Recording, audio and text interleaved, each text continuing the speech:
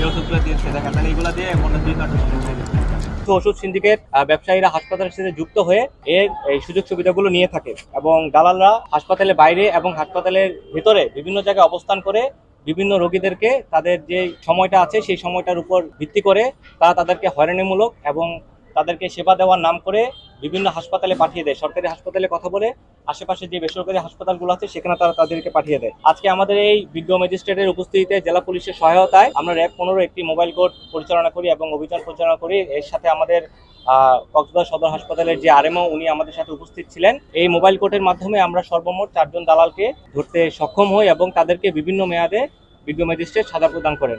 সরকারি যে ডাক্তাররা আছেন তাদের স্লিপ ব্যবহার করে, দেখেছেন আপনারা অবশ্যই, এই স্লিপ ব্যবহার করে তারা নিজেরা ডাক্তারদের সাইন নকল করে সেই স্লিপগুলো রোগীদেরকে দিয়ে এবং নিজেরা সেই ফার্মেসি থেকে তারা ওষুধগুলো নিয়ে যায়। যেখানে বাংলাদেশ সরকার এই রাষ্ট্র প্রদত্ত যে সেবাটা দিয়েছে সরকারি হাসপাতালে, সেখানে লাখ লাখ টাকার ওষুধ জনগণকে দিচ্ছে দুস্থ গরিবদের মাঝে বিতরণ করার জন্য। সেটার উপর ভিত্তি করে যে অসাধু দালাল চক্ররা আছে তারা প্রতিনিয়ত এই জিনিসগুলো অপব্যবহার করে যাচ্ছে।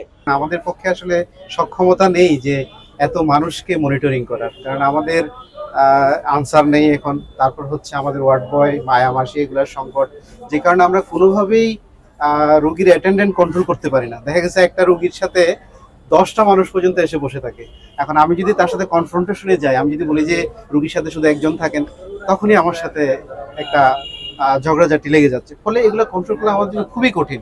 যখনই আমরা যাকে ধরতে পারছি ক্যামেরার মাধ্যমে, দেখা যাচ্ছে আমার এখানে সিসি আছে, ওখানে হয়তো আমি দেখলাম যে একজন সে বুলিয়ে নিয়ে যাচ্ছে, ওকে আমি আইডেন্টিফাই করলাম, কিন্তু এটা তো টিপ অফ দ্য আইসবার্গ। মাত্র হয়তো 1000 জনের মধ্যে আমি একজনকে ধরতে পারলাম। আমাদের অভিযান অব্যাহত থাকবে। আমরা হসপিটাল কর্তৃপক্ষেরও সহযোগিতা কামনা করেছি যে ভবিষ্যতে যাতে তারা এই বিষয়ে সচেতন থাকেন, সজাগ থাকেন, এবং আমরা আশা করছি যে আমরা ভবিষ্যতে আরো এটা একটা পরিবেশ, সুন্দর একটা পরিবেশ